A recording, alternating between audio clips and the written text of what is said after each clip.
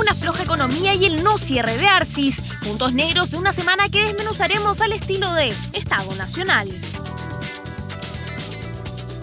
Primer choque, Lagos Insulza tensa la definición oficialista. Piñera instala dudas en la carrera presidencial. Y nuestro invitado, el presidente del PPD, Gonzalo Navarrete.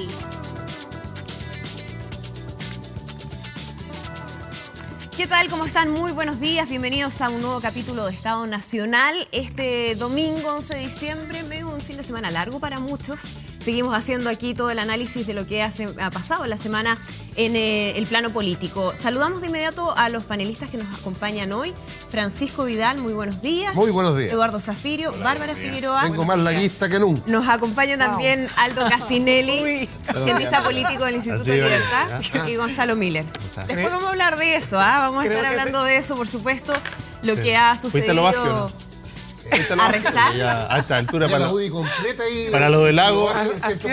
Para lo más que tenéis que ir si quería lago de candidato. Ya, vamos a conversar de eso y muchísimo más, pero primero vamos a hacer una pausa, volvemos de inmediato con uno de nuestros temas.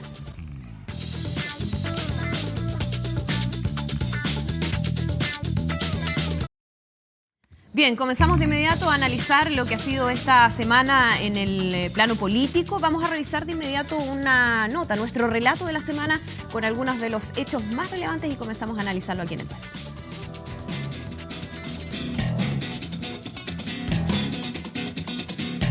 La vida es un sub y baja, una ruleta rusa, y eso precisamente es lo que sucedió esta semana. Llegadas y despedidas, líneas decrecientes en la economía y un posible adiós, o no ministra, a la Universidad Arcis. Pero como dijo el ministro Valdés, no hay que sobrereaccionar y por eso es mejor que veamos este relato de la semana. Hace 7 años se reactivó el volcán Chaitén, llegó la gripe H1N1 a Chile y Bachelet visitó a Obama. Hace 7 años también que no se veían cifras negativas en la economía como la Selimasec, que cayó un 0,4% en octubre. Debe tomarse con este cuidado en que no solo reaccionar a un mes específico, son cifras que siempre después se revisan. Y los empresarios siguieron el consejo del ministro, fueron recatados, sobrios y hasta optimistas. Mientras no cambiemos las expectativas empresariales ni las expectativas de los consumidores, creo que tenemos que acostumbrarnos a que Chile va a crecer en estos rangos. Con un discurso de algunos de retrocavador, echando para atrás la búsqueda de grandes acuerdos, y eso, naturalmente, esa incertidumbre incidió en la inversión. Nosotros los empresarios tenemos que estar en la luz del túnel, tenemos que ser guía cuando existen los problemas. Cuando todo anda bien, no hay ninguna gracia ser empresario. Llegó la hora de decir adiós. A algunos les costó pasar el mando municipal, pero no había más remedio. 345 alcaldes de Chile asumieron este martes y aquí la derecha sacó ventaja en las comunas más importantes, con excepciones.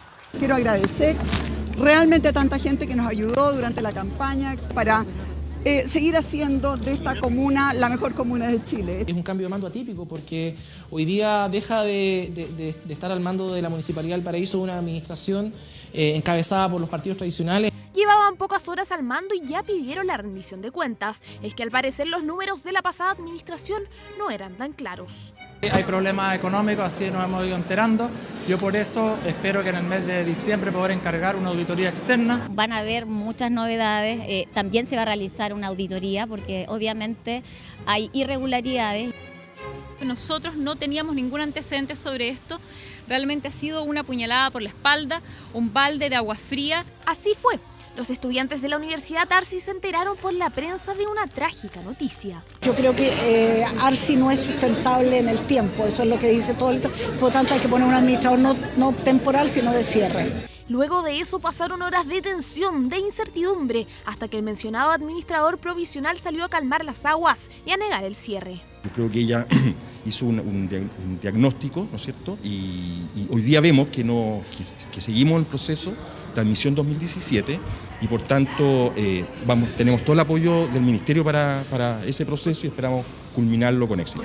Mientras que algunos ya tienen sus culpables por el mal momento de Arcis. Aquí lo que hubo fueron hartos personeros del PC que administraron esta universidad a través de la corporación. Yo creo que sí, si hay militantes que tuvieran responsabilidad administrativa, es otra cosa. Pero de ahí acusar de que se hayan llevado plata o que hayan metido las manos, creo que eso es falso. Más allá de los culpables, la tranquilidad para los estudiantes no es mucha. Las vacaciones tendrán un gusto amargo y es que hay que esperar hasta enero para saber qué pasará aquí. De esta forma terminó la semana para muchos, con más dudas que certezas.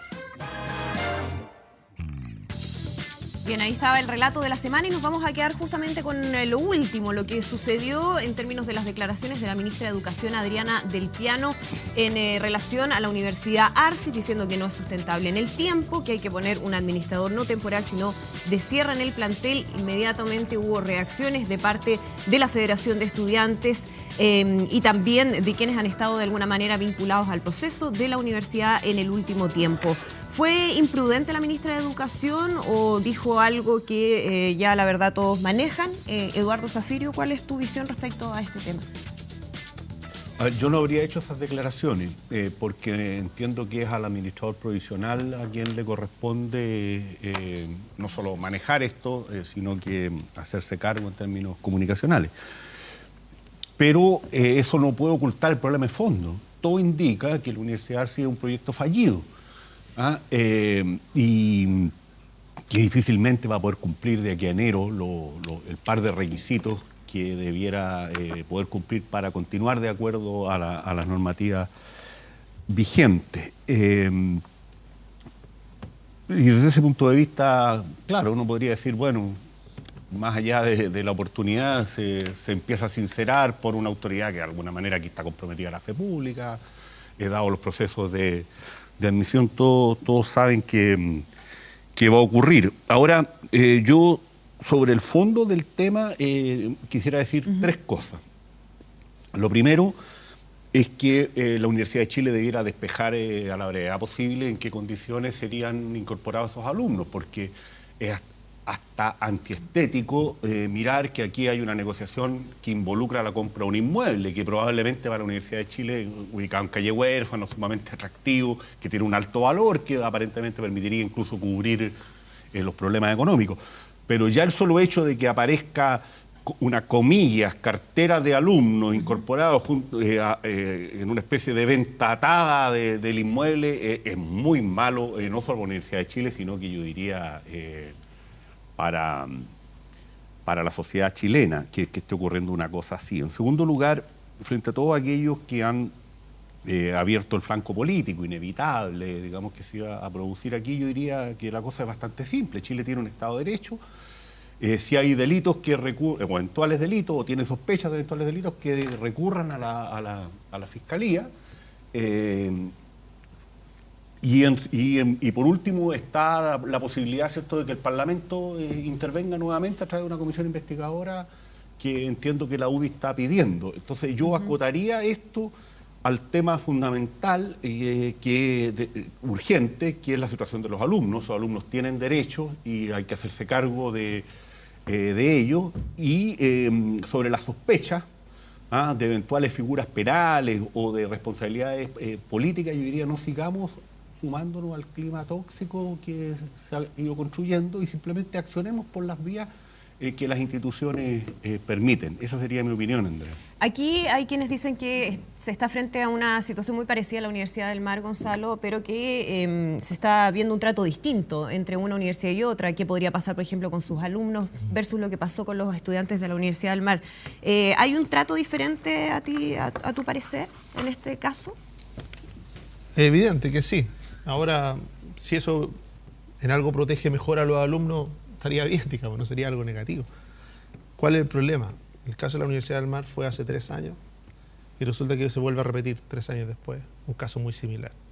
Entonces uno dice, bueno, ¿y qué pasa? ¿En qué hemos avanzado en institucionalidad? ¿En qué hemos avanzado en protección de los alumnos, de la familia, de la fe pública, de personas que confiaron en una universidad que está de alguna manera validada por el Estado, ¿no es cierto? Y resulta que la universidad no es capaz de cumplir ni con lo mínimo. ¿Y qué pasa con esta figura del administrador provisional, que además fue implementado justamente en el... Es primera vez que se utiliza el administrador provisional. Y yo creo que hay dudas reales sobre la utilidad.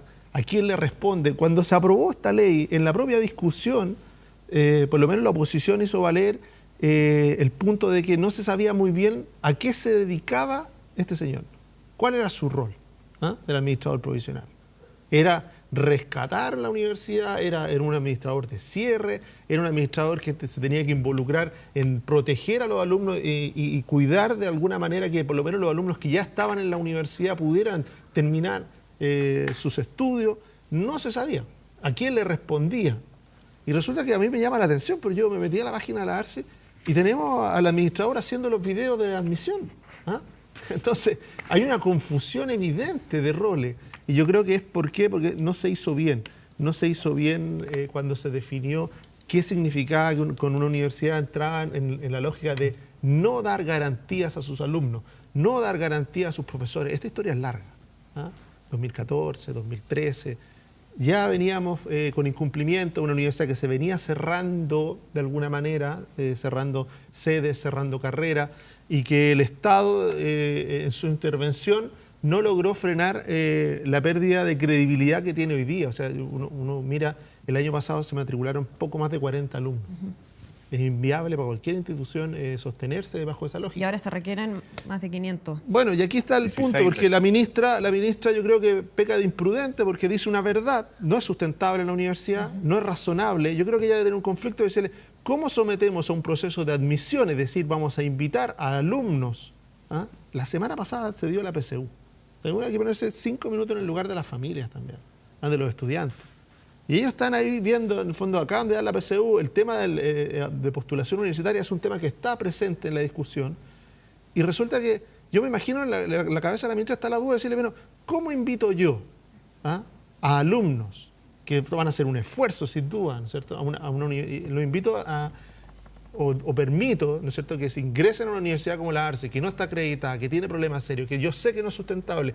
Ninguno de nosotros tiene más información de la que pueda tener la ministra. Y yo creo que, claro, el error de ella es adelantar. A mí me hace ruido, al igual que lo que dice Eduardo, de que pareciera que no solamente la decisión del cierre ya está tomada, sino que pareciera que ya hay decisiones mayores. Dice, posibilidades de hacia dónde van los alumnos. En este caso, la Universidad de Chile, me parece que, de hecho, el rector habló. Sí, fue el rector transparentó su interés en las dos dimensiones. Dijo, nosotros estaríamos dispuestos a recibir los alumnos y nos interesa el bien inmueble. Bueno, gran parte del discurso de la izquierda en los últimos 6 años en torno a la educación, hoy día queda un poquito en entredicho.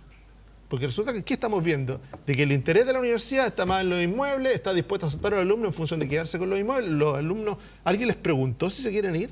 ¿Son equivalentes las carreras? ¿Son equivalentes los programas? Más allá de que apareciera a todas luces, claro, que un alumno que estaba en la Universidad de Arce y que le abre la puerta para entrar a la Universidad de Chile, pero hay que meterse también en la cabeza de esos alumnos, preguntarle, ¿es el lugar? No todas las carreras tienen la misma orientación en todas las universidades, no todas las carreras tienen la misma exigencia en todas las universidades, y por lo tanto quizá para ellos, para muchos de ellos, que los estén enviando a Chile es que los estén enviando al matadero. En el fondo no van a ser capaces muchas veces de salir de ahí. Además, en este comidillo en el cual nosotros hemos tenido que sacar la información, lo que nos da cuenta de que ellos van a estar en la Universidad de Chile, pero no van a ser alumnos de la Universidad de Chile. O sea, la Universidad de Chile los recibe, pero no se hace cargo integralmente de ellos, como sí ocurrió con las otras universidades que recibieron a los alumnos de la Universidad del Mar, que los recibieron con alumnos en plenitud de derechos. Es decir, ingresaron a esas universidades y esas universidades los recibieron al igual, las mismas condiciones que todos sus alumnos. Aquí no sería así. Ellos estarían ahí en algún tipo de régimen, no sabemos si junto con el resto, de manera separada, y de alguna manera finalmente recibirían un título que es de la Universidad de Arce, una universidad que de cumplirse esto sería una universidad ya inexistente, una universidad cerrada. Entonces también con el daño que le provoca al esfuerzo de esas familias y de esos alumnos. Entonces, yo esperaría, escuché la declaración de Guillermo Tellier, que está muy preocupado de la responsabilidad política. Yo le pediría, hágase cargo un poquito de los alumnos y de sus familias, porque aquí no es la oposición, no es la derecha la que le está pidiendo explicaciones. Uno escucha a la ex rectora Neumann y dice, el Partido Comunista manejó esta universidad directamente. A principios de año conocimos unos audios. O sea, no estamos hablando de a partir de 2013, donde la universidad vende su participación, recibe los fondos y se retira. No. Hasta hace muy poco hay audios donde el Partido Comunista era parte de la universidad. Gabriel Salazar, lo mismo. Tomás Mulián, lo mismo. Dos intelectuales de izquierda, abiertamente críticos de la gestión del Partido Comunista en la universidad. Es decir, ellos no te están discutiendo si existía o no existía la gestión del Partido Comunista, sino que están criticando la gestión del Partido Comunista en la universidad. Ese es un punto, entonces, Gonzalo, que... Yo creo que ahí hay algo de lo que hacerse cargo. Surgido exactamente como cuestionamiento en el último tiempo. Me gustaría conocer tu visión, Bárbara, sobre la responsabilidad política del Partido Comunista, que durante 10 años controló la Universidad Arcis. Después de que sale el PC, se dice que comienza la crisis financiera de la universidad. ¿Cuál es la evaluación que tú haces al respecto? Yo creo que aquí hay que distinguir 3 planos. Uno tiene que ver con las declaraciones que emitió la ministra, que yo creo que efectivamente son imprudentes, porque más allá de la viabilidad que tenga o no tenga un proyecto como el de la Universidad Arcis, lo cierto es que en el marco de un proceso donde el esfuerzo del administrador provisional es tratar de atraer matrícula para salvar el proyecto, las declaraciones de la ministra chocan, de alguna manera son contradictorias con este esfuerzo principal que está haciendo el administrador provisional, y creo que producto de estas mismas declaraciones lo que se ha hecho es generar de nuevo un debate y un revuelo respecto del proceso de Arcis, que yo saludo, Gonzalo, que tú digas hoy día, mira, aquí hay que preocuparse de los alumnos, pero lo que uno ha visto del mundo de oposición, de los sectores que tú representas, es que no es la preocupación por los alumnos lo que ha primado, es la responsabilidad, cómo achacarle responsabilidad política al Partido Comunista, lo que me parece tremendamente legítimo cuando están hasta el cuello con la situación de Piñera, yo eso lo entiendo, pero creo que si acá nos vamos a preocupar de la situación de los... ¿Tú crees que los alumnos miran las declaraciones del Partido Comunista y dicen, pero cómo? Si nosotros los vemos aquí presentes, y a la hora de responder hay como una tercerización, te lo voy a llevar al mundo laboral, ¿ah? Está como tercerizada la responsabilidad. No, sí, yo no Entonces, a eso se refieren, porque ellos están invirtiendo el esfuerzo de sus familias y confiaron en la universidad y ahora dicen, es que en realidad nosotros con esto no teníamos nada que ver. Pero yo creo que en ese caso mejor hagámonos cargo de quienes son voceros de los estudiantes, que es la presidenta de la federación, que es lo que ha planteado, no es lo que tú estás diciendo. Yo diría que ahí hay que tener cuidado, porque yo he escuchado a la presidenta de la federación en distintos medios de comunicación estos días y su mayor crítica es la manera imprudente con que la ministra hace estas declaraciones sin siquiera haberlo conversado con los estudiantes, sin siquiera haber tenido primero un debate con ellos. Yo creo que parten de la base también de entender que es muy dificultosa la situación que se está viviendo. Ahora, ¿por qué se producen estos hechos? Efectivamente porque hay una situación de agobio en el sistema de educación superior que ha sido denunciado en distintos momentos respecto de esta política mercantil. Y eso es, a todas luces, una situación que también complejiza instituciones como Arcis, que son muy distintas a las instituciones que lucran en el mundo de la educación privada, o sea, en el mundo de la educación superior Bárbara, privada. Pero el Partido Comunista debiera asumir una responsabilidad Andrea, es que, ¿por qué particular? ¿Por qué quiero decir esto? Porque la situación de Arcis no es porque simplemente haya un mal administrador o alguien que no supo manejar las cosas. Es porque es un tipo de proyecto muy similar al que representa la Academia de Humanismo Cristiano, que son proyectos con sentido público, que no tienen viabilidad en un modelo mercantil y que por lo tanto se les hace más difícil que a otras instituciones que su objetivo es lucrar, que su objetivo es vivir a costa de el arriendo de los inmuebles, para poder subsistir. Pero la Universidad Arcis tenía ese mismo modelo. Tenía efectivamente el mismo modelo en los marcos de un proceso como el que vive la educación de mercado de nuestro país. Ahora, que eso sea lo que haya hecho Agua o Crisis, yo tengo la impresión de que sí, efectivamente eso es lo que hace Agua ante un proyecto que es distinto a los proyectos de lucro que existen en la educación superior. Ahora, respecto de las responsabilidades del Partido Comunista, yo creo que aquí hay que ir a los datos duros, aunque a algunos no les guste, digamos.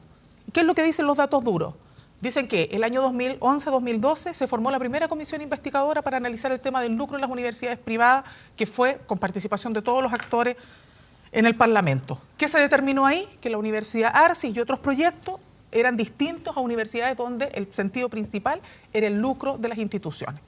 Luego se hizo un nuevo proceso en el marco de la crisis ya declarada, donde la UDI asistió al Ministerio de Hacienda, Ministerio de Educación, Banco Central, Contraloría, incluso tribunales, a buscar responsabilidad del Partido Comunista, situación que nunca se pudo concretar.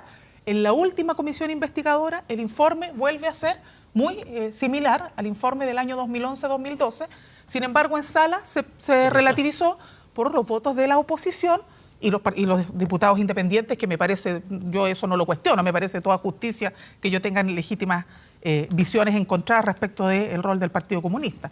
Pero si uno quiere ir al dato ya más duro, dice, bueno, el 30 de junio del año 2015, el segundo juzgado del trabajo de Santiago se pronunció respecto a una demanda interpuesta por uno de los sindicatos.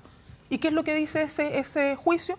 dice que se ratifica que el Partido Comunista no tiene injerencia ni en la gestión ni en la administración de la corporación ARSI, que no figuraban como una única unidad económica. Estamos hablando entonces ya con ley de multirut mediante, por lo tanto uno podría decir, bueno, ya en un escenario distinto a los que antes operaban para la protección de ciertas figuras administrativas. En ese marco está claro que no hay una responsabilidad.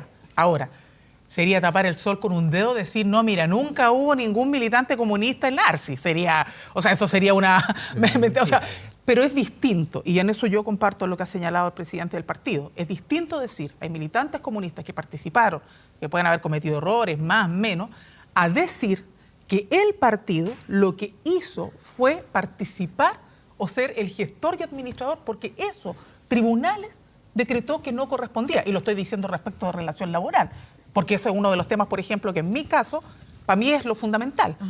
O sea, ¿cómo acreditamos que efectivamente aquí no hay vínculo? En la medida que, frente a un juicio, que fue un juicio laboral por pago de remuneraciones y otro, que además es un tema pendiente. ¿Con los sindicatos profesores de la universidad? Sí, nosotros conversamos con uno de los sindicatos, porque en ARSI habían 2 sindicatos, nosotros conversamos con uno de ellos, el otro sindicato es el que asumió la vía judicial, que fue lo que se zanjó el año 2015, y con los otros funcionarios, y también hemos conversado con la Federación de Estudiantes, porque tal como lo hicimos en el caso de la Universidad del Mar, nosotros como Central Unitaria, en el caso yo recuerdo de la Universidad del Mar, lo que demandaban el cuerpo de profesores y de funcionarios era que se decretara ahí el síndico de quiebra, para ello poder resguardar sus cotizaciones previsionales y el pago de sus remuneraciones.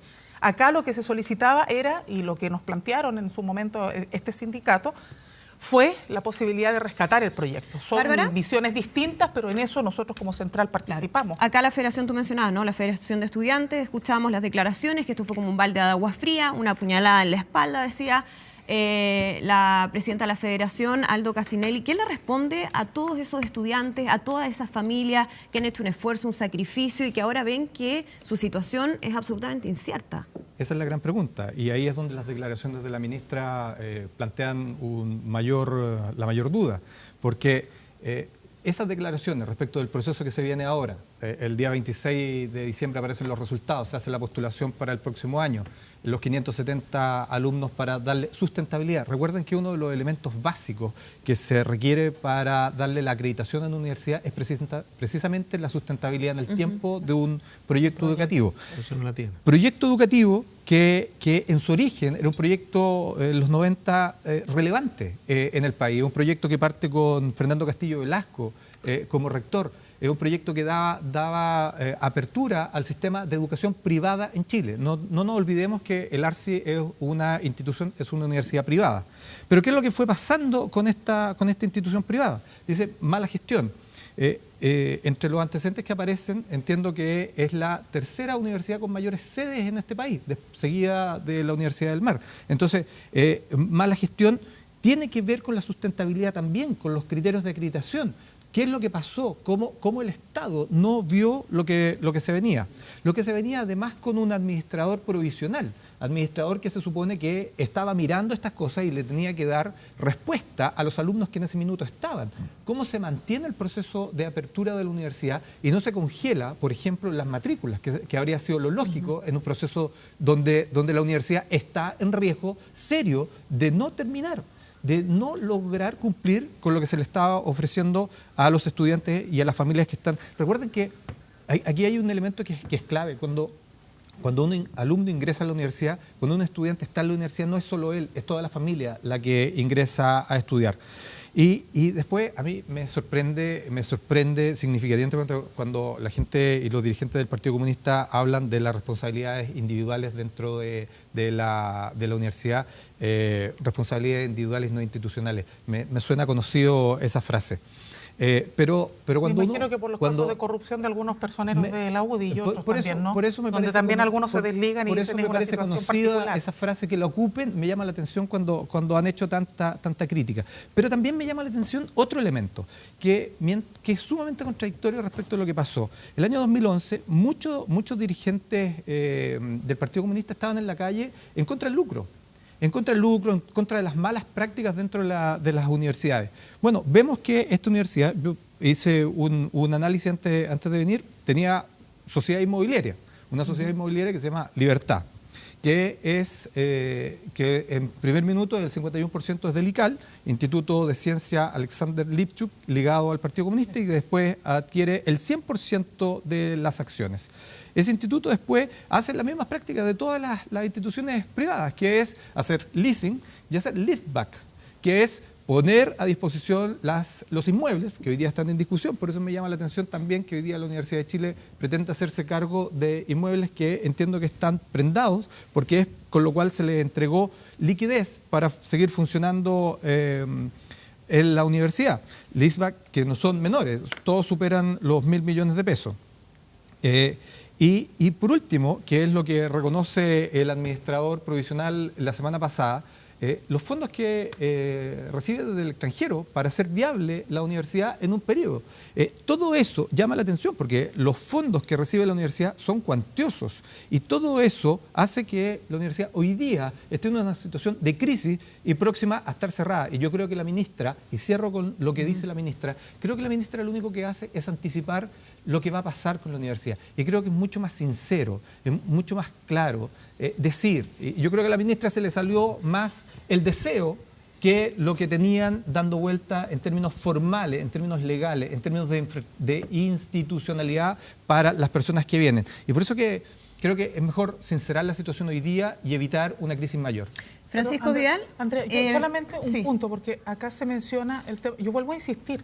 Hubo una comisión que investigó el tema del lucro en ARCIS, así como en distintas instituciones privadas. Y hay otra que se quiere hacer de nuevo. Y esa yo no tengo problema con que se quiera hacer mil comisiones. Y aquí, con tal de buscar cómo ensuciar y tratar de meter a todos en el mismo saco, se va a tratar de hacer. Pero no, es que yo darle a la familia lo que corresponde. No, cuidado. Acá lo que se está tratando de hacer es tratar de generar un cuadro donde, de la manera que sea, se trate de involucrar. Yo insisto, aquí no solo se han hecho comisiones investigadoras dando cuenta de que no hubo lucro en ARCIS. O sea, no es lo mismo la realidad de una universidad como ARCIS o la Academia de Humanismo Cristiano, que tienen un perfil de sentido público, siendo instituciones privadas, que el rol de otras instituciones. Ahora, tú hablaste de las platas en el extranjero. El mismo administrador provisional señaló en estos días que gran parte, casi el 60 o 70% de esos recursos fueron para formar la escuela de posgrado. Ese era el convenio y el compromiso. Entonces,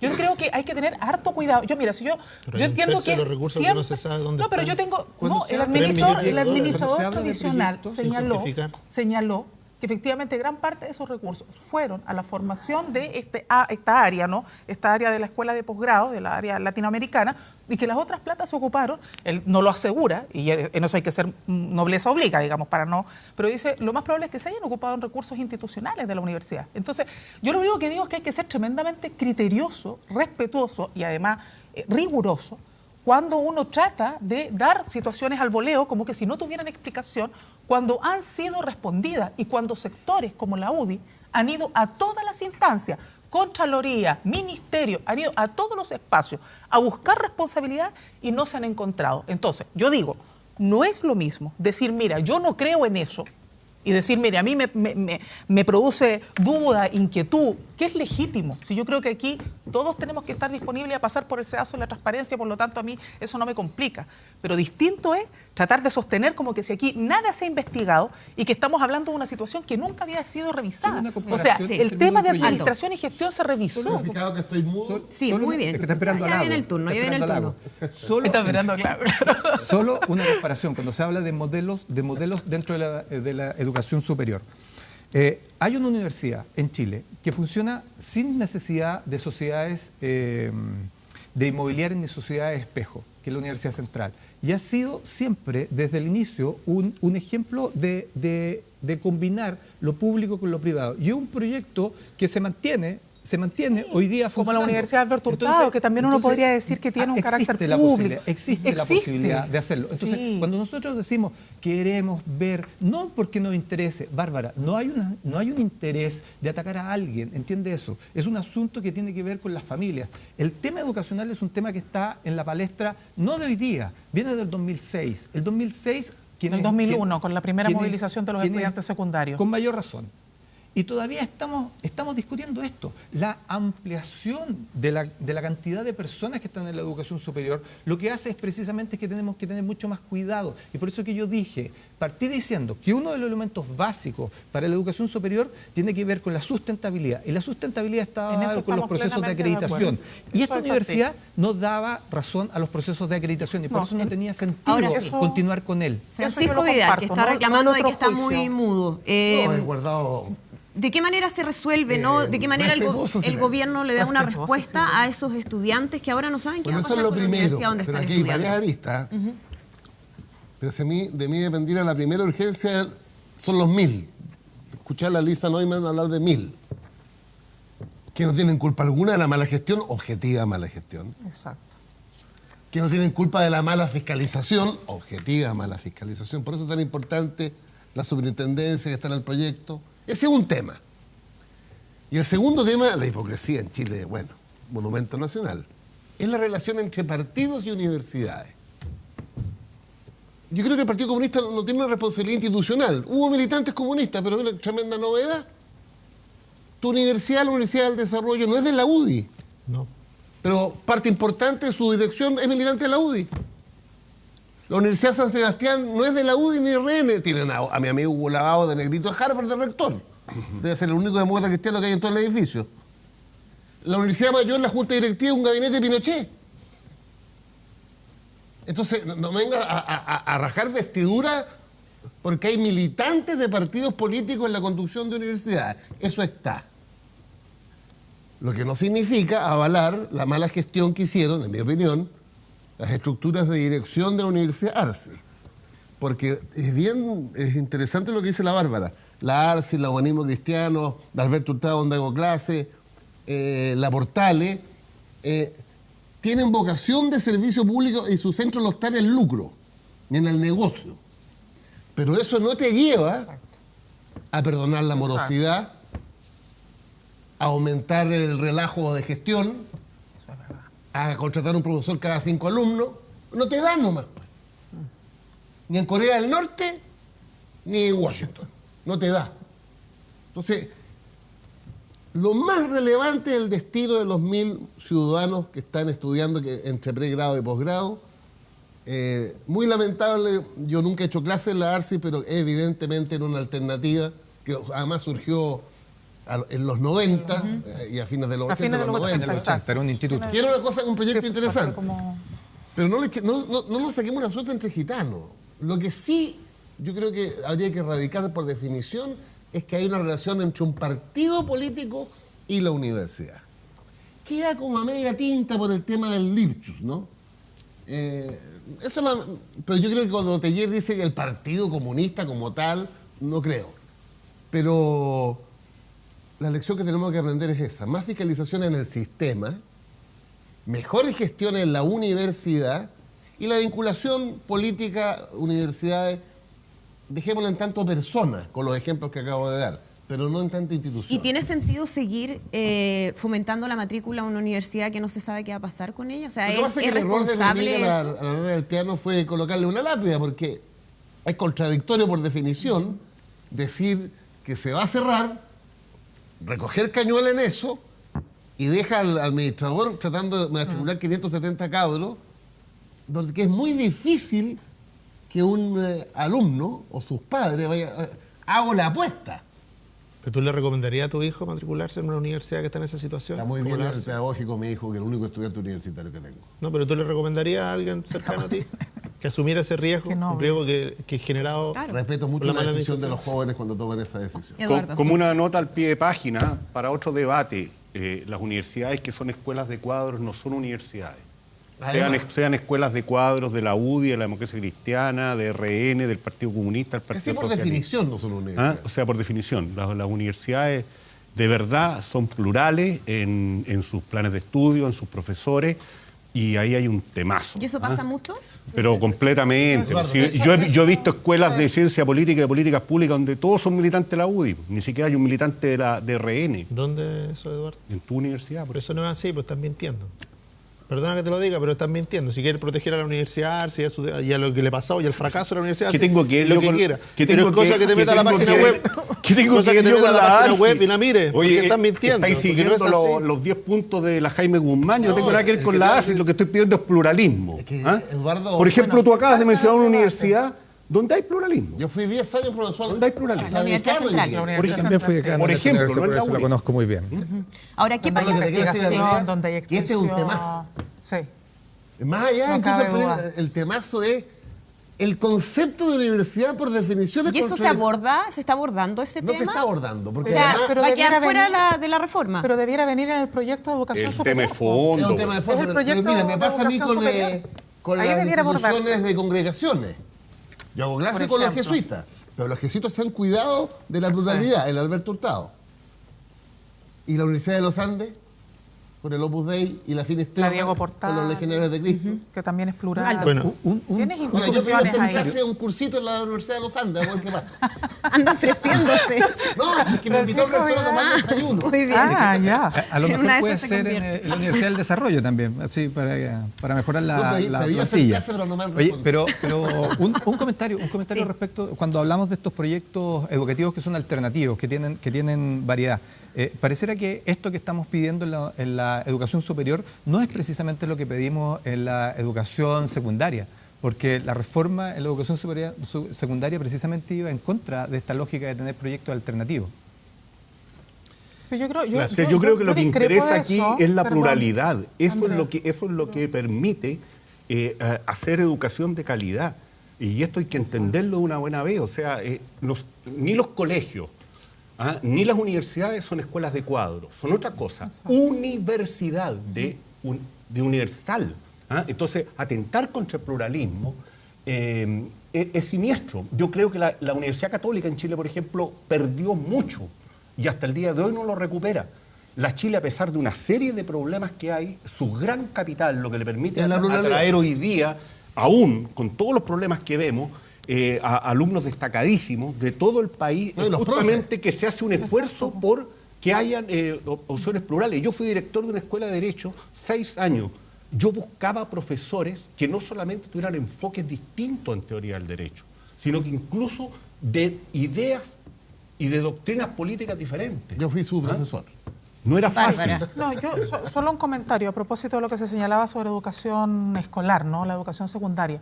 Yo creo que hay que distinguir el debate respecto de cómo evitas el negocio en la educación, que es lo que se debatió en el marco del primer proyecto de educación escolar, ¿no? De educación secundaria, respecto del debate que tienes que hacer en torno a estos temas de fondo.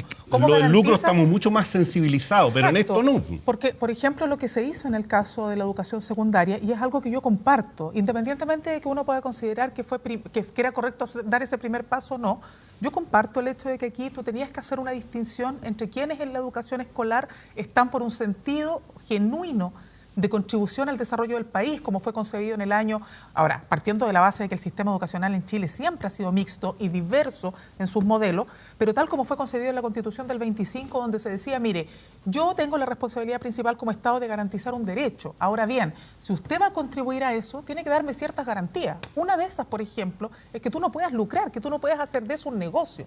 Y eso es lo que se trató de cortar. Pero eso está en la ley, hay una cosa Exacto. Bárbara. Y ahí está lo que se trató de cortar. Pero eso no del lucro en la educación. Estoy hablando del modelo de desarrollo del proyecto educativo, que son dos cosas completamente distintas. Eso viene en el proyecto de Nueva Educación Pública, proyecto que el mundo de oposición no quiere que se debata. Lo mismo respecto del proyecto de educación superior, donde los temas de fondo que son estos no se quieren poner en el centro del debate. Entonces se dice, alternativo que estamos luchando en educación superior, que es lo que dice Eduardo y que me parece muy lógico, que es lo que tiene que ver universidad, proyectos alternativos, capacidad de discusión. ¿Dónde se hace la discusión? En la universidad. Ahí es donde tiene que haber un espíritu crítico. Ahí es donde tenemos que debatir realmente entre profesores y estudiantes. Y cada día más horizontal. Todos los que hacemos clases tiene que ser más... Lo que tú señalas, aparte de las mallas, la prueba de fuego es la diversidad de pensamiento de los profesores y profesoras. Eso es lo que tenemos que hacer, pero eso tenemos que llevarlo también abajo, al nivel secundario. Eso es lo que estoy diciendo yo.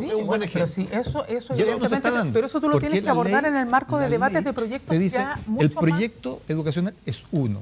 Arriba, desde arriba. Tiene un marco general. Tiene un punto, Aldo, cuando habla de acotado. que uno puede sostener que es muy bienvenida la diversidad de proyectos en la educación superior y negarla en la educación escolar.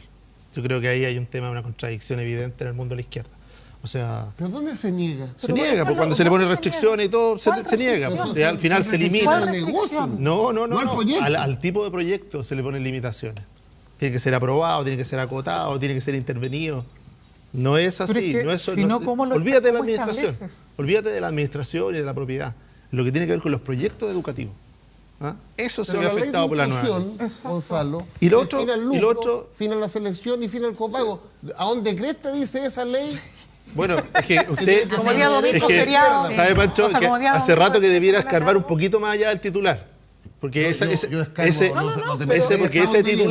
titular que vamos a ver si se cumple o no, porque una de las promesas, un proyecto que todavía ni siquiera está en vigencia, tiene graves dificultades, lo invito a visitar los colegios que hoy día están haciendo crisis, ¿por qué? Por todas las indefiniciones contenidas en la ley. Pero lo que le quería decir, hay un requisito porque se ha hablado de la sustentabilidad, como un requisito básico para la acreditación, pero no es el único, el otro es la calidad. Porque aquí se estaba mencionando un montón de universidades que están en situaciones absolutamente distintas. Es obvio. Universidades que aseguran calidad y sustentabilidad del proyecto no pueden ser comparadas nunca con universidades que no son capaces de asegurar ninguna de las dos cosas. Por eso decía, respecto de lo que pasó, lo que pasa es que uno tiene que en algún minuto aprender más allá de la ideología que a veces enceguece, ¿no es cierto? Dice, lo que pasó con la Universidad del Mar. Ese era negocio. Lo que pasó con la Universidad del Mar no es muy distinto a lo que pasó con la Universidad de Arce. ¿Ya? Y aquí, más allá de las buenas intenciones, las malas intenciones, lo que pasó son un proyecto educativo que no eran sustentables, ni entregaban calidad. Y cuando uno mira el modus superandi, lo dijo Aldo recién, uno mira el modus superandi, la cantidad de C, cómo se trataba a los alumnos, cuáles carreras se abrían, cómo se abrían. Por algo, cada vez que la Universidad de Arce fue requerida por el Ministerio de Educación, no pudo dar pruebas ni de calidad ni de sustentabilidad.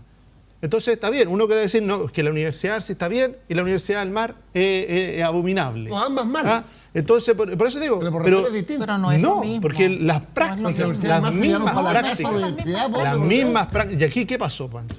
No, yo creo que ¿Aquí qué pasó? Nadie se llevó para la casa. Aquí hubo un retiro de los recursos que transformó la universidad que perdió el nivel de sustentación. Perdóname, Gonzalo. Y lo dijo el mismo, el 2013, y es la verdad, Bárbara. No es la verdad. El 2013, el Partido Comunista retira su fondo de la universidad. Sí. Y esa herida es la herida que empieza a hacer agonizar a la universidad. No es así, Gonzalo. Eso es falso. Lo mismo. Y eso es público. Yo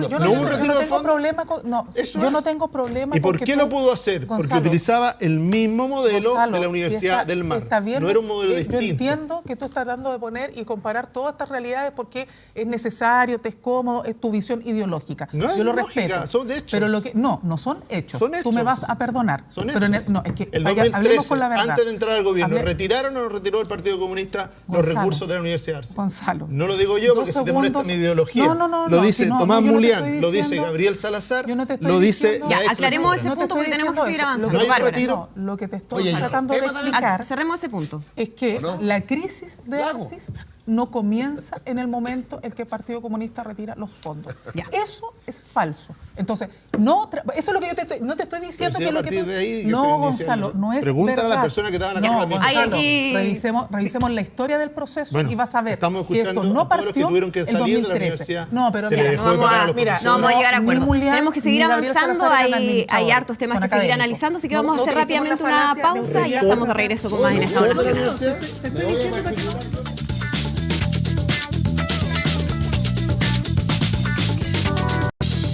Bien, ya estamos de regreso y seguimos conversando en el panel de Estado Nacional. Le damos la bienvenida a nuestro invitado de hoy, el presidente del PPD, Gonzalo Navarrete. Muchísimas gracias por acompañarnos. Muchas gracias a usted. Después de esta reunión de la Directiva Nacional el día de ayer, donde se aclamó, podríamos decir, al expresidente Ricardo Lagos, ¿es ya el candidato del partido? ¿No hay duda al respecto? Bueno, nosotros tenemos un evento el día 14 de enero que lo va a resolver, pero creo que lo que ocurrió ayer tiene dos significancias relevantes. La primera es que después de 5 meses de trabajo el partido pudo colocar en discusión un proyecto y parte del debate era los candidatos que tenemos como para la primaria. Son parte, lo encabezan, lo asimilan y lo que ocurrió ayer creo que Lagos de alguna manera lo internalizó, produjo entusiasmo, nos colocó en una mirada de futuro. Y eso hace que yo creo que lo más probable es que el día 14 de enero tengamos a Ricardo Lagos como el candidato del PPD a la primaria legal del 2 de julio, porque hay contenido, porque hay sentido, porque todo lo que aquí estamos... Es decir, Gonzalo, en ese sentido, ¿están de acuerdo con la declaración del expresidente Lagos en relación a que no es bueno hacer la primaria de la primaria para llegar a la primaria, sino que cada partido tome una decisión respecto a quién va a llevar a esa consulta el día 2 de julio? Claro, yo creo que los partidos tenemos instancias regulares, democráticas, validadas para tomar decisiones en torno a quiénes son los candidatos, porque la primaria relevante a la que necesitamos que vaya mucha gente, que haya mucho debate de ideas, es la del 2 de julio. Nosotros ya creo que vamos a tomar bien esa decisión. Esperamos que el resto de los partidos lo haga, porque lo relevante es que ojalá en la primaria del 2 de julio, tanto en la centro-derecha como en la centro-izquierda, haya candidatos que tengan capacidad de comunicar, no tanto procedimiento, porque no hemos pasado mucho rato en el tema de los procedimientos y la gente no sabe qué es lo que estamos proponiendo, cuál es el destino, cuál es la economía, cuáles son los temas de desigualdad, los temas de injusticia. ¿Y qué pasa con la figura del diputado Jorge Tarud, que pedía ayer en esta reunión que se hicieran debates, ojalá varios debates con Ricardo Lagos, justamente para mostrar estas ideas? Bueno, eso es parte de lo que sí vamos a hacer. Cada uno de los consejos regionales que son abiertos y que se pidió allí que fueran abiertos, pueden estar ambos dos para discutir ideas. Yo diría que, siendo un análisis crítico, lo que ocurrió desde el punto de vista de la propuesta de la mirada de Jorge Tarud fue menos conceptual, menos de contenido, pero esos debates tienen que darse, porque finalmente eso nos ayuda a que... Uno de los defectos que tenemos es que las regiones no han logrado internalizar proyectos de desarrollo regional. Y estamos todos hablando desde el centro de Chile. Pero si uno no tiene una vocación territorial, un modelo de desarrollo productivo, la integración de las universidades, del mundo social, la coherencia ecológica en cada una de las regiones, finalmente entonces esta descentralización empieza a ser más bien un discurso que una práctica. Y este debate presidencial tiene que tener una componente regional. ¿Y el apoyo potente. a Ricardo Lagos sería total dentro del partido? ¿El girardismo, por ejemplo, apoya completamente a Ricardo Lagos? Yo creo que después de lo que ocurrió ayer no hay dudas en el partido. Creo que todos los que eran naturalmente laguistas por su historia están, y que el discurso de ayer y la coincidencia entre el trabajo interno con lo que planteó Lagos, hoy día tenemos una unidad en el partido para poder nominar un candidato, y especialmente a Ricardo Lagos como un candidato de unidad a ofrecer a la centroizquierda. Francisco Vidal quería hablar. No, que yo creo que... Yo soy bien poco chauvinista en esto, pero creo que ayer el PPD dio una muestra bien interesante, porque he visto que todos los partidos, tanto de derecha como los nuestros, están en proceso de construcción programática. Nosotros dimos ayer un paso, y un paso relevante porque le dijimos a ambos precandidatos nuestros, Lagos y Tarud, esto es lo que piensa el PPD.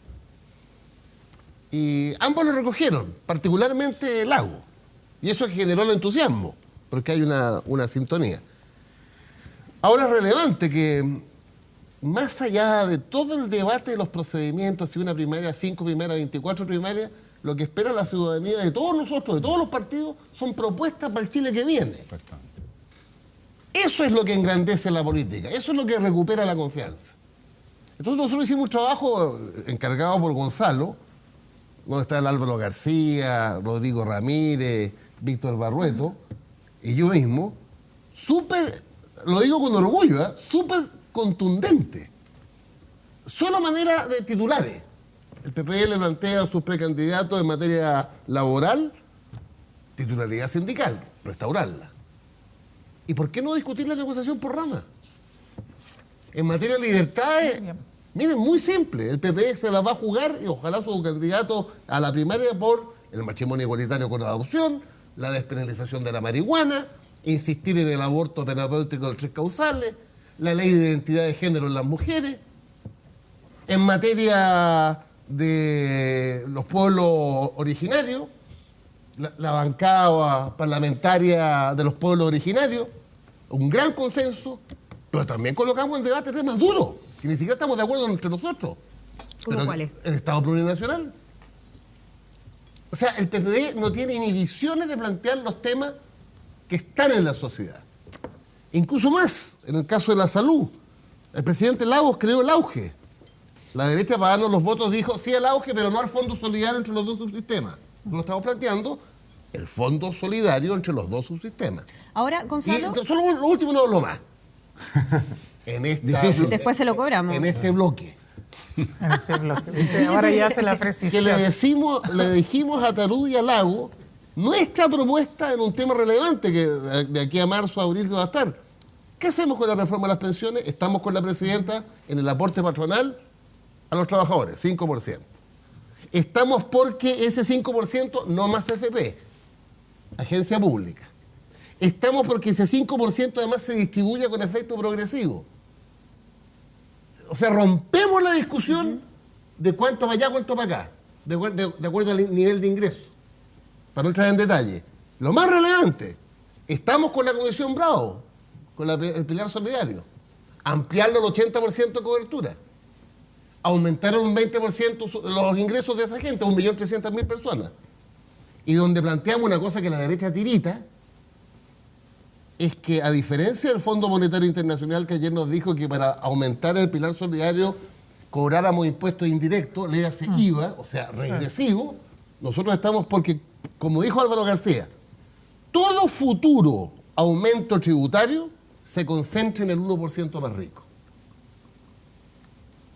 Cuando hablamos de 1% más rico, estamos hablando de unas 100.000 personas. El 1% más rico de Chile, que financie, por ejemplo, el aumento del pilar solidario. Ya, esas son las propuestas o parte de las propuestas que debiera tener y que debieran estar en sintonía con el programa de eventualmente el candidato Ricardo Lagos.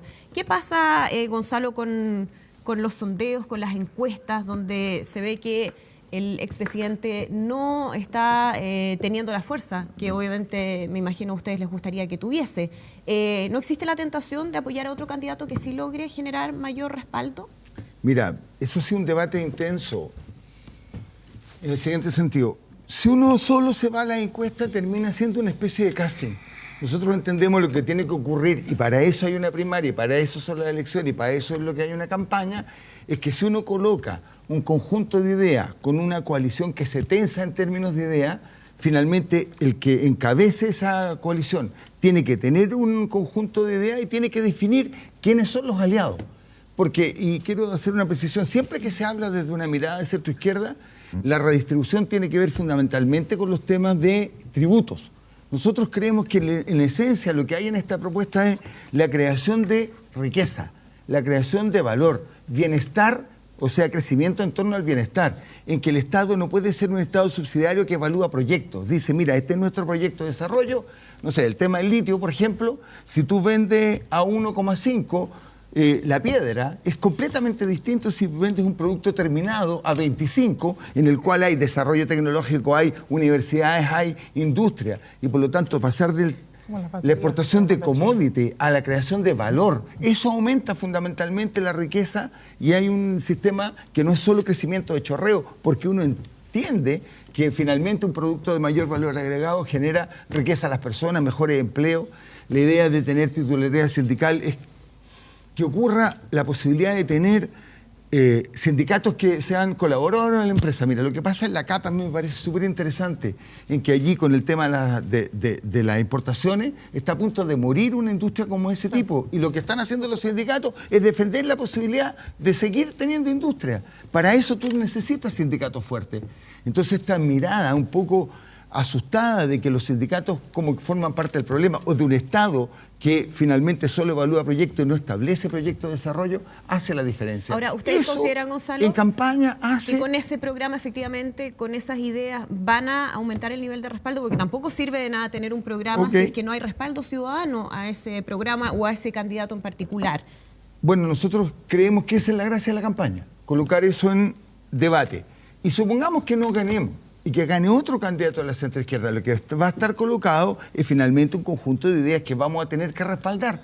porque esto de los matices que hemos vivido durante todo este tiempo, en que el matiz del proyecto de desarrollo finalmente termina habiendo desorden en el gobierno, desorden en la coalición, desorden en los partidos, y no tenemos finalmente resultados. ¿Y qué tanto le juega en contra no haber llegado a un acuerdo con el PS? Yo creo que vamos a avanzar a ello. Yo creo que el PS tiene dos caminos. Uno, resuelve un candidato o aprueba la posibilidad de tener en su Consejo Nacional o su pleno el apoyo a Lagos.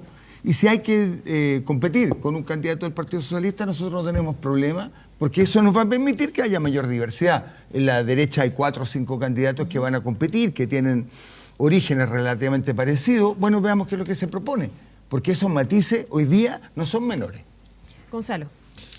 Quería aprovechar que estaba Gonzalo acá como presidente del PPD, ya lo tuvimos cuando recién asumiste, ¿cierto? Sí, pues, muchas gracias. Estaba recién elegido y ahora ya tiene un trecho, ¿no es cierto? Pasaron las elecciones municipales, entre medio, varias definiciones, varias de las derrotas emblemáticas las sufrió el PPD. Entonces yo me imagino que ayer en el Pleno no solamente estaba la variable Lago, sino que no solamente la variable programática, sino también está el proyecto del partido.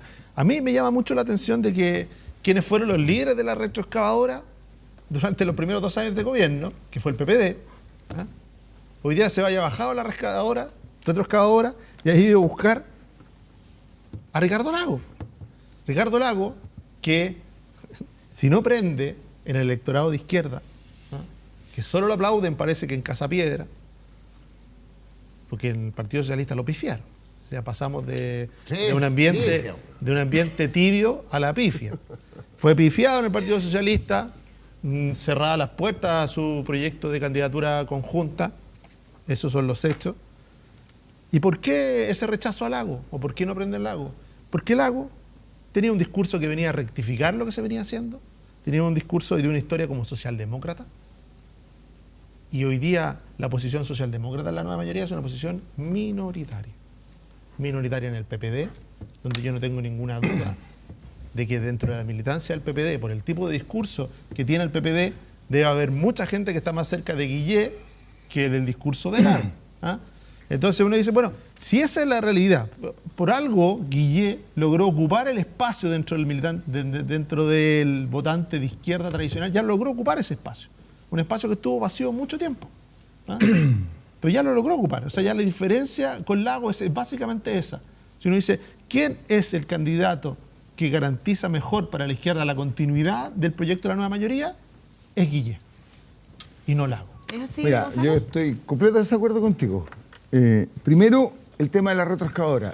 Chile cambió un consenso en torno a un desarrollo fundamentalmente neoliberal y que la política del CAE lo expresa, una política que quería aumentar la cobertura de gente que estudiara en educación superior y que se utilizan 2 mecanismos, endeudamiento y aumento de la oferta privada. Y lo que se dice en el gobierno de la nueva mayoría es decir, no es solo mecanismos neoliberales los que tenemos que hacer para tener desarrollo del país, para tener inclusión social. Existe un rol del Estado que hay que garantizar. Y eso desde el punto de vista de un neto social yo creo que está bastante ganado.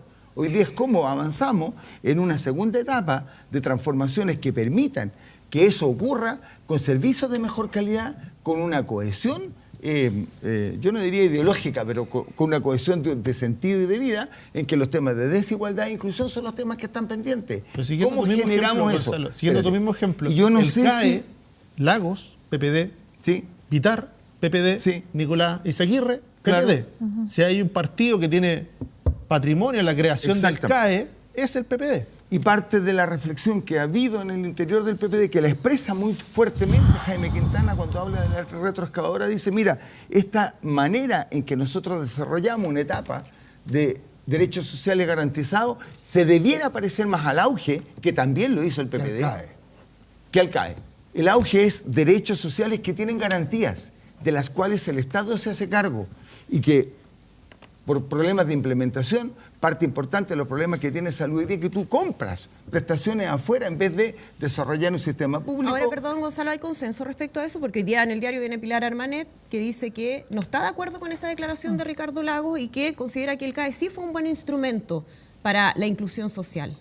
creo que fue un buen instrumento de aumento de cobertura, pero no como política pública que establece finalmente un rol de identidad. Porque esto no es solo un tema de endeudamiento. Una persona que todo lo que tiene en la vida es porque se endeudó, porque se sacó la mugre, porque su familia, finalmente, ¿qué responsabilidad social tiene? Y tenemos una sociedad individualista, en que dice más estadio, pero para mí y ahora. Esto es hay una cultura que no nos sirve. Esto requiere mucho trabajo, requiere un Estado que sea capaz de generar valores de solidaridad y de respeto a la sociedad en su conjunto.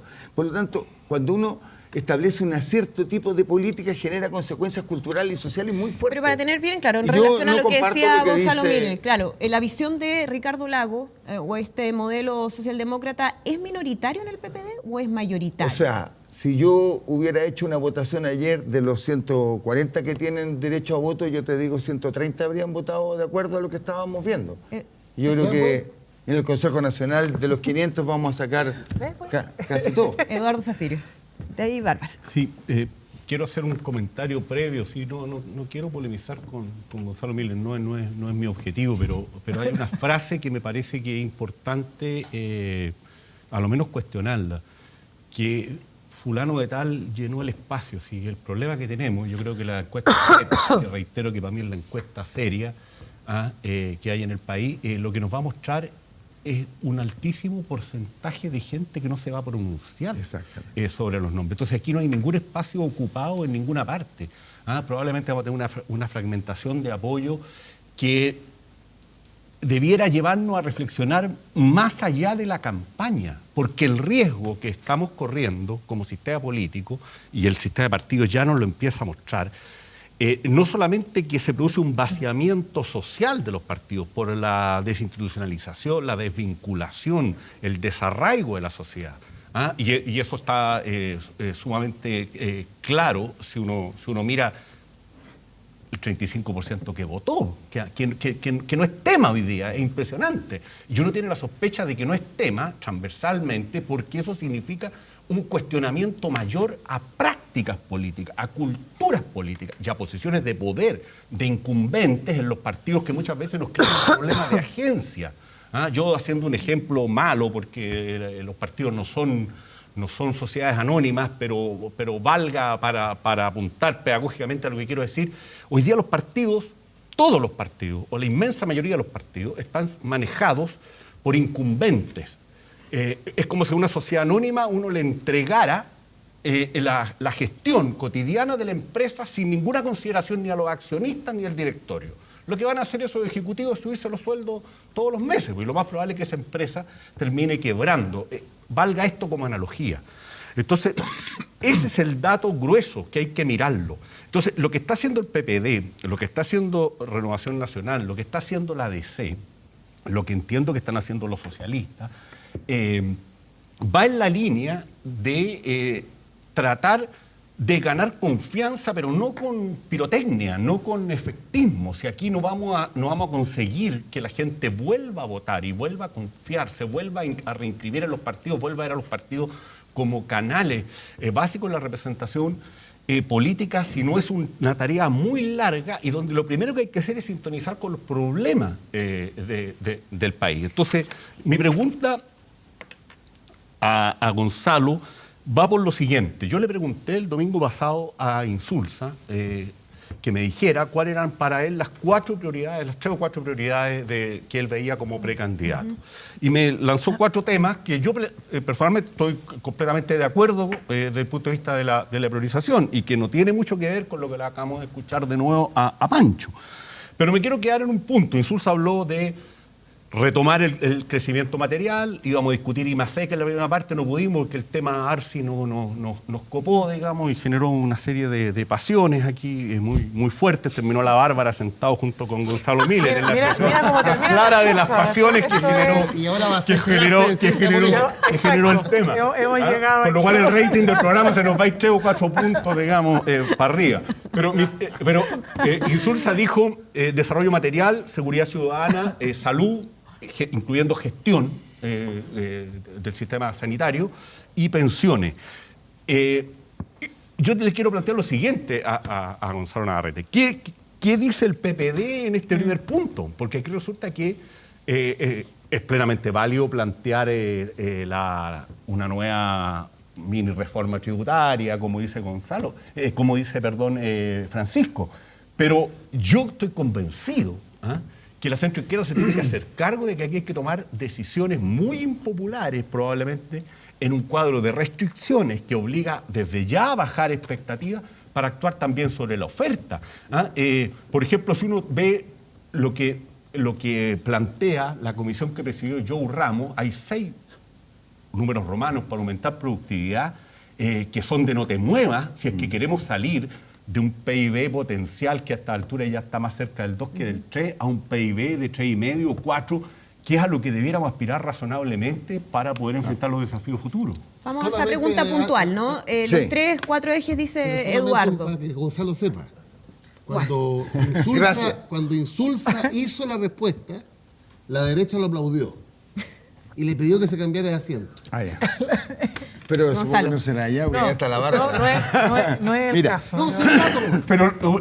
Pero está muy bien eso, Francisco, porque con los que vamos a disputar el próximo gobierno va a ser con la derecha. Muy bien, muy bien. Ese voto oscilante es el que hay que ganar. Escuchemos a Gonzalo. 3 o 4 puntos. Breve, Gonzalo, por favor, para poder avanzar. Primero comparto contigo que el principal lío hoy día es que hay 65% de la gente que no solo no votó, que no tiene perspectiva de futuro y por lo tanto eso es lo que hay que ganar. En ese sentido creo que el debate, como decía, es cuál es el tipo de desarrollo económico que nosotros vamos a plantear y por lo tanto el rol que puede jugar allí el Estado, porque si solo apostamos a que los privados tienen iniciativas, es un tema bien relevante a cambiar. El Fondo de Infraestructura, lo planteaba ayer el Lago. El Fondo de Infraestructura nos permite invertir cerca de 11.000 millones de dólares para tener infraestructura. ¿Dónde? ¿Quién define esa infraestructura? ¿Qué rol tienen las regiones?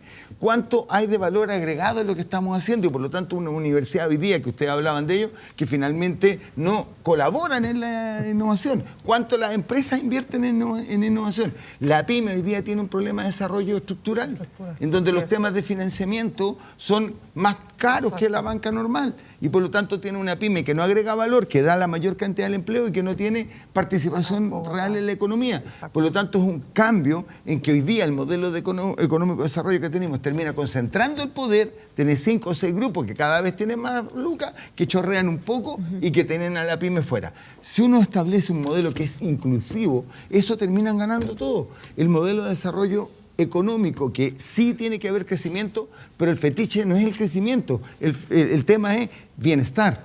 Y eso implica que el Estado tiene que jugar un rol. Cuando lo que ocurre hoy día es que solo hay una CONAMA que evalúa si el proyecto es bueno o no ambientalmente o es rentable, ¿cuáles son los criterios de rentabilidad? Se planteaba ayer. Definamos otros criterios de evaluación social. Si los criterios de evaluación social hoy día no son incluyentes de un debate ciudadano, no son incluyentes con los temas ambientales, con los temas de integración al desarrollo e incluso de disminución de impuestos si es que tú tienes una repatriación de utilidades importante. Las empresas grandes que hoy día tienen su tarea de internacionalizarse, si ellos repatrian utilidades, bueno, para invertir acá, yo digo, ¿por qué no le bajan impuestos? Para aquellos que ganaron afuera lo puedan invertir acá. Es una manera distinta.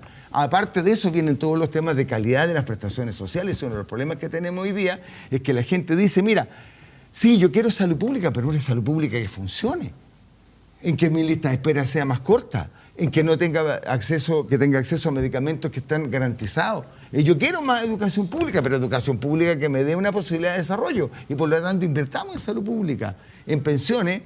Yo siento que evidentemente que hay que tener una mayor recaudación, eso no es duda, pero el manejo de ese 5%, si va a ser una agencia estatal, tenemos que garantizar de que eso va a estar bien administrado. Seguimos conversando, tenemos que hacer rápidamente una pausa y viene Bárbara, Aldo, sí, todavía nos queda más por comentar, vamos rápidamente a la pausa y ya estamos de regreso.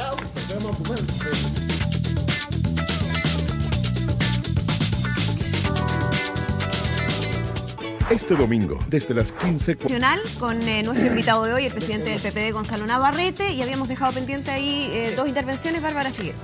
Ya, vamos a tratar de avanzar rápido. Mira, yo creo que es importante que en el marco de este debate yo saludo y valoro mucho los planteamientos programáticos que está haciendo el PPD. Pero creo que todavía tenemos una labor de la que hacernos cargo en el presente. Y es que aún está en ejercicio este gobierno y por lo tanto aquí hay prioridades que se están estableciendo en materia de proyectos de ley Y también hay un debate que efectivamente no pudimos hacer en el primer bloque, pero que es muy relevante respecto del tema del crecimiento y la gestión económica. Yo tengo reparos respecto de cómo se ha llevado la gestión económica por parte del gobierno. Tengo reparos respecto de cómo se ha trabajado en materia de presupuesto, porque efectivamente no permiten esta posibilidad de generar más empleo, de que el Estado juegue un rol más decidor. Tuvimos este bochorno respecto del debate de la negociación del sector público. Por lo tanto, me pregunto ahí qué pasa también con el PPD en un debate donde quien lleva esa cartera, la cartera de Hacienda, es un militante del partido. Entonces, ¿cómo se conjuga esta visión progresista de avanzada con lo que está ocurriendo hoy día? Y en eso también discrepo un poco de lo que señala Gonzalo, porque Gonzalo dice, mira, acá hay sectores de izquierda que han avanzado. Yo siento que lo que ha ocurrido en esta etapa dentro del conglomerado de la nueva mayoría es precisamente que son los sectores que algunos llaman restauradores, ¿no? Los que están tomando la ofensiva. Y que en el fondo es disminuir la expectativa, tratar de controlar la posibilidad de avanzar en las propuestas programáticas, y creo que eso ha tenido un costo para el conglomerado, porque la expectativa de avanzar, que era introducir reformas estructurales, poder dar grandes saltos respecto de lo que no se había hecho en los últimos 25 años, de alguna manera queda mermada no solo por el ejercicio de una oposición que cumple su rol, sino que también por un propio conglomerado que tiene tensiones y disputas. Entonces, me pregunto ahí cómo se ve ese escenario, qué opinión tienen respecto de la gestión económica y el rol que ha jugado el ministro de Hacienda, que es militante del partido del PPD, si eventualmente un cuadro como ese debiera ser quien esté a la cabeza de un Ministerio de Hacienda estratégico para lo que se está pensando a futuro. Y también, por último, cómo ven el futuro en ese sentido de la propia nueva mayoría, porque estamos viendo un partido demócrata cristiano que también está viendo sus tensiones, sus procesos. Entonces, ¿cómo prefiguran la continuidad de un conglomerado como este para futuro? Mira, qué bueno que me preguntas sobre eso. El debate sobre remuneraciones yo creo que es un tema bien central para que la gente lo entienda. Previo a que se entrara en la última fase de la negociación en el comité político, hubo un debate explícito. Mira, estos son el estado de las finanzas y tenemos dos alternativas, se dijo claramente, después de que nosotros le habíamos pedido. O aumentamos el pilar básico solidario, que costaba 1 punto del reajuste del sector público, o aumentamos 1 punto del sector público. El debate político fue, los más pobres hoy día son aquellos que son los que están afectos al pilar básico solidario, se aumentó un 10%, 1.400 millones de dólares, y se dijo, mira, no se puede seguir invirtiendo en un sector que ya ha recibido inversiones, 33 leyes de retiro, el aumento en el ámbito de los municipales, lo que significa 176.000 millones de pesos en el presupuesto del año 2017 en inversión de mejora del sector público. Y por lo tanto ahí hubo una decisión explícita. Si no tengo más recursos, los coloco donde se acordó políticamente en el pilar básico solidario.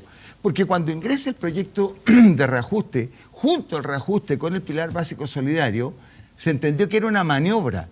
Lo que creo es que el gobierno tuvo un error de decir, mira, no es una maniobra, esto es lo que tenemos que decidir, es A o es B, porque las dos cosas no dan.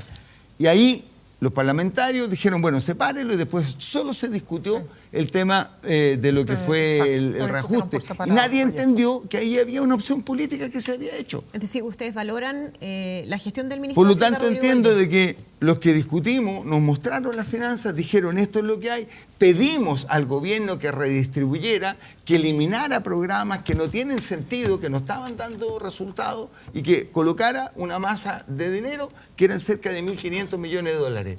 Y eso fue finalmente 1.300, que fueron el aumento del 10% de la pensión básica solidaria, y el resto de lo que se colocó en bono, Gonzalo, porque la segunda parte de la discusión... Pero para dejarlo bien claro, en relación a la pregunta de Bárbara, ¿ustedes están de acuerdo con la manera en que el ministro de Hacienda, Rodrigo Valdés, está conduciendo? Yo creo que en un periodo de crisis como el que está, hay que tener decisiones que de repente son complejas.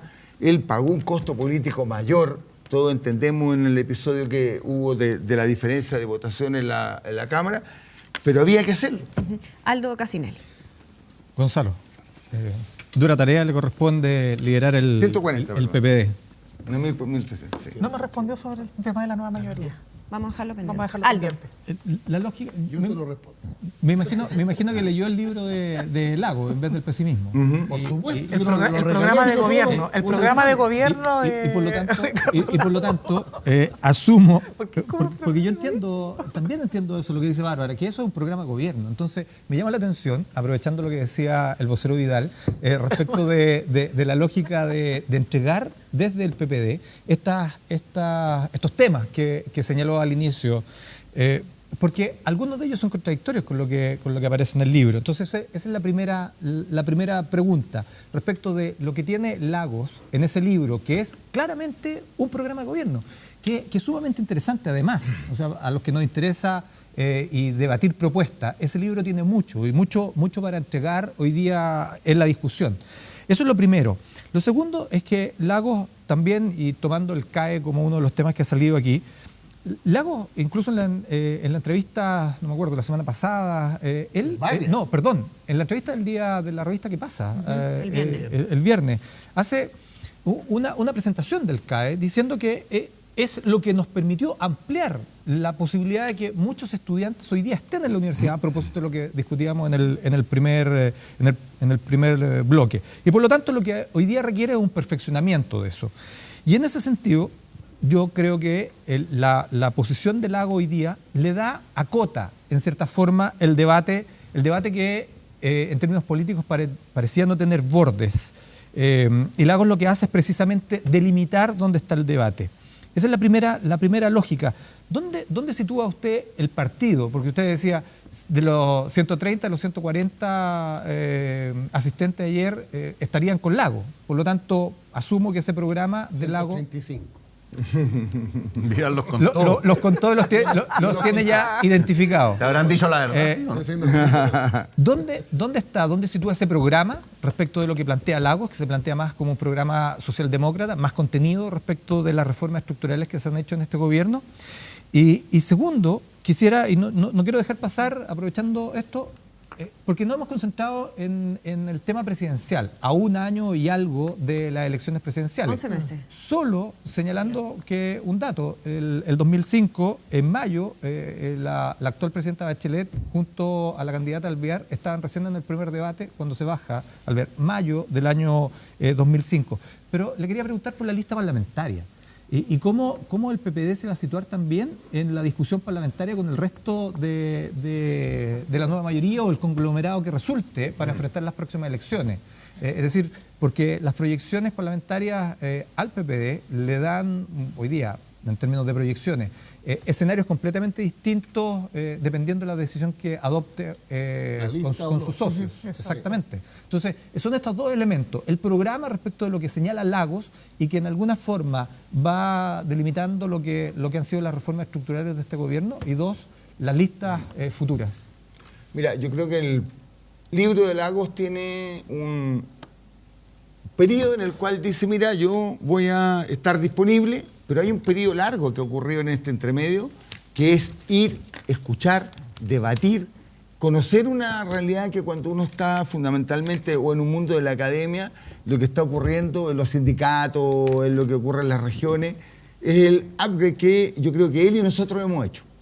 Porque él parte con un piso, mira, esta es mi visión de país en esto, en vez del pesimismo que yo creo que debiera denominarse cómo recuperamos la confianza, porque el principal problema que tenemos la clase política y los que tienen más historia es el tema de la confianza. Ya, estoy disponible y estoy. Pero el debate ha permitido mirar de una manera un poco distinta. Creo que, por ejemplo, cuando él dice el tema del CAE o del Transantiago no es el tema del diseño, sino la implementación, más bien lo que yo creo que hemos aprendido todos es que el diseño de una política pública que no tiene participación tiene un problema, y su implementación, cuando no es gradual, tiene un problema. Y por lo tanto ese aprendizaje creo que en el debate él lo ha incorporado y lo internaliza, y hay un proceso. Y con respecto al futuro, mira, yo creo que todos aquellos que efectivamente tomen la decisión de firmar un pacto para participar en la primaria, definen tres cosas allí: liderazgo, programa y coalición, y por lo tanto lista parlamentaria. Aquellos que tomen una decisión de llegar a primera vuelta no van a estar formando parte de la lista parlamentaria, y eso por lo tanto define el pacto y eso define el sentido. Nosotros, desde el punto de vista ya como partido, creo que tenemos una buena lista para la senatorial. Tenemos un déficit en el ámbito de parlamentarios, fundamentalmente en los diputados, sobre todo porque a todos se nos está imponiendo un desafío que es el tema de mujeres elegibles, porque no es un tema solo de mujeres que vayan en la lista, mujeres que puedan ser elegibles. Y allí tenemos un desafío que hacer. ¿Gonzalo?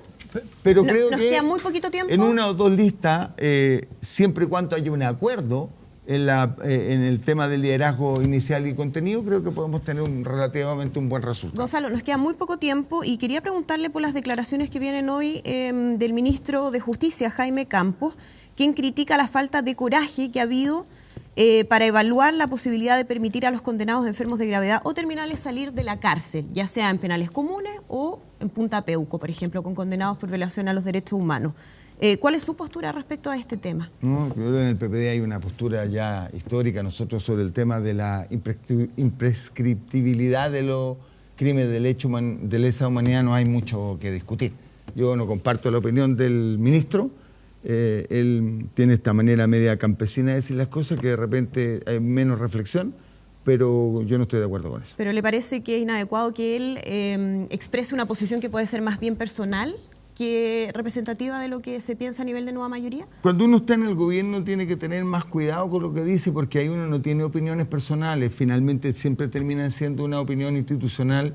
En la primera clase de coaching comunicacional nos dice uno, cuando asume un rol deja de ser una opinión personal, y por lo tanto creo que él se equivoca desde el punto de vista de una opinión de coalición y de gobierno. ¿Pero esto se ha conversado en el gobierno? ¿Ha sido un tema con los partidos políticos, por ejemplo, en el comité político? O sea, la opinión de él no, pero la opinión el tema sobre no, general, exactamente, sobre que esto no debiera revisarse, yo creo que tenemos consenso. No había una discusión explícita, para ser sincero, pero ya, que él lo dijo, mañana será. ¿Me permite un comentario, Andrea? Sí, muy breve. Para ser preciso en el tema, esas medidas las tienen que tomar los tribunales, porque no le corresponde al Ejecutivo. O sea, a propósito de lo que dijo el ministro de Justicia, estamos hablando aquí de eventuales beneficios carcelarios para violadores de derechos humanos. Eso en una sociedad democrática y en un Estado de Derecho no lo decide ni el ministro de Justicia ni la Presidenta de la República, lo decían los tribunales. La Rosa dio un paso en ese sentido. Y el presidente de la Corte también hizo comentario. Claro. Que tiene que ver más bien, no con la... un indulto, tiene que ver... ¿Con beneficio carcelario? No, pero el beneficio carcelario sobre la base del estado de salud del sujeto. Exacto. Que una base medida a humanitaria. criterio humanitario, exactamente. Ya, vamos rápidamente a la pausa y volvemos de inmediato. Yo tenía una pregunta. No alcanza.